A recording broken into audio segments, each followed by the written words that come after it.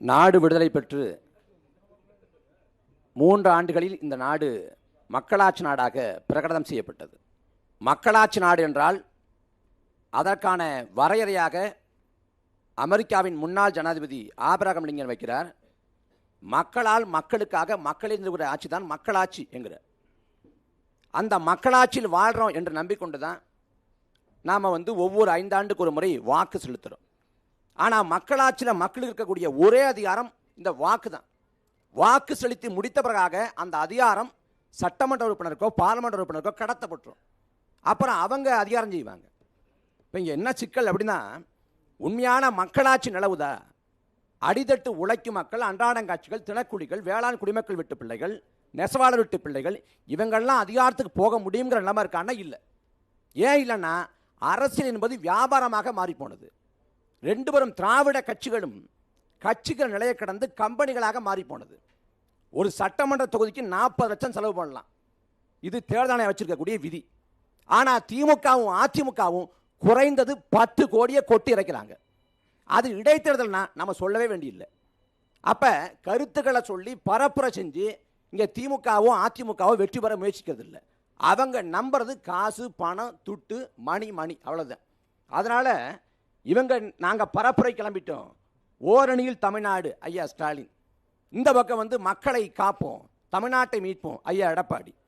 நாங்கள் என்ன சொல்கிறோம், உங்களுக்கு துணிவு இருந்தால், திராணி இருந்தால் 2 பேரும் திராவிட கட்சிகளும் வாக்கு காசு கொடுக்காம கருத்துக்களை விதைச்சி வென்று காட்டுங்க.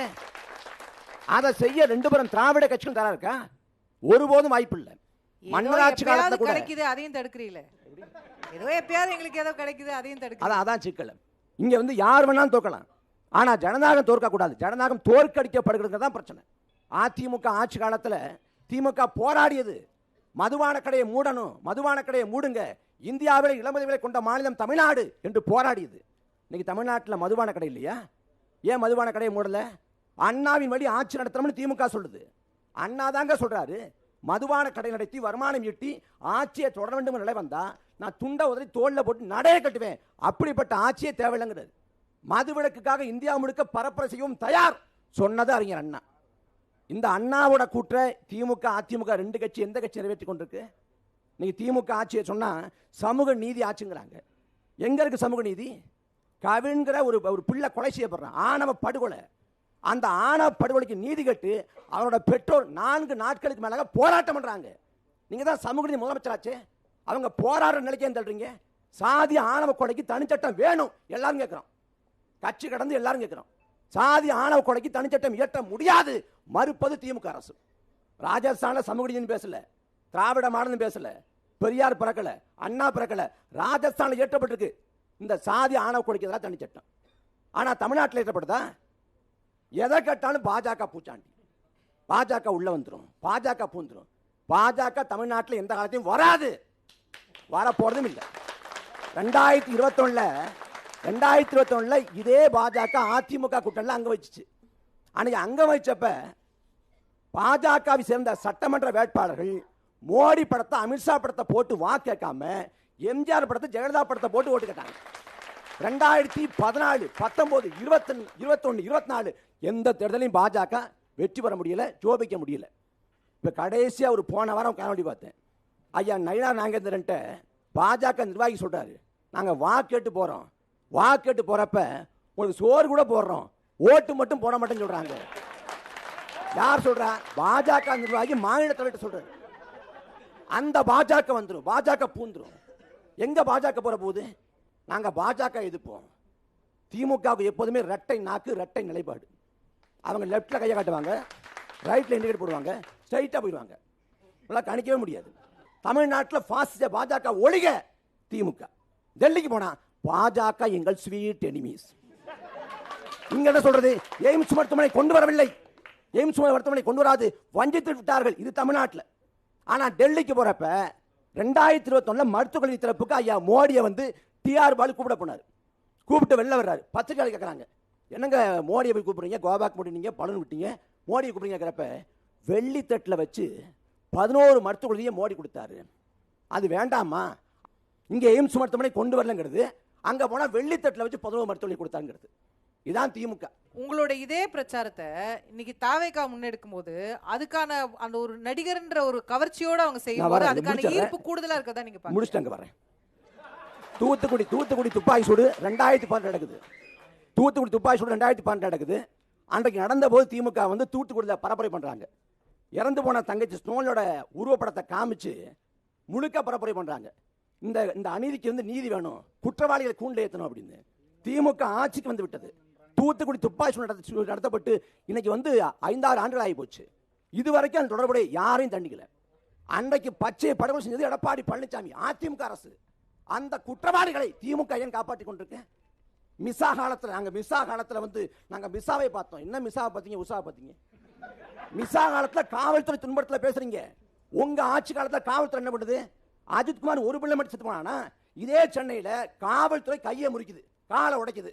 அம்பாசமுத்திரத்தில் உள்ள பல்ல பிடுங்கினாரு. பாஜக வந்து வாஷிங் மிஷின்ல போட்டுறாங்க, அஜித் பவாரை போட்டு முக்கி எடுத்துறாங்க. சரி, அஜித் பவாரை போட்டு அவங்க முக்கி எடுத்தாங்க, நான் அந்த விமர்சனத்தை ஏற்கிறேன். நீங்க செந்தில் பாலாஜி எந்த வாஷிங் மிஷின்ல போட்டீங்க? இதுல திமுக அதிமுக 2 பேரும் கட்சிகளும் இந்த மண்ணை விட்டு அப்புறப்படுத்தணும், தோற்கடிக்கணும்.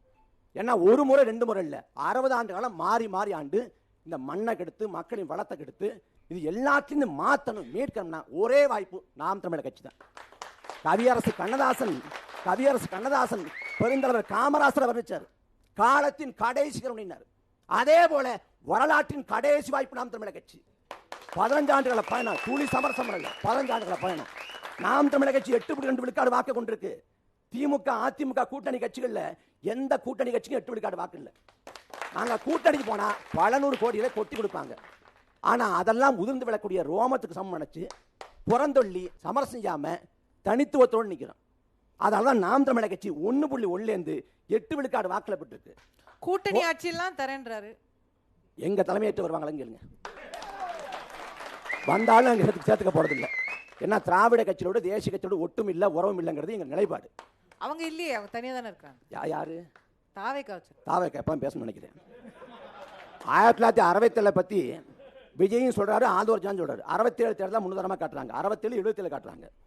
67 தேர்தல் முன்னுதாரணமா யார் வேணாலும் காட்டலாம், தாவேகா காட்டலாமா?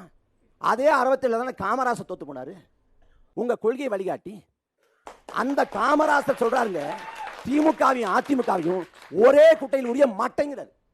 இங்க ஒரு மட்டையை பேசுங்க, இன்னொரு மட்டையை பேச மாட்டேங்களே. ஏன் அதிமுக பேச மாட்டேங்கிறாங்க?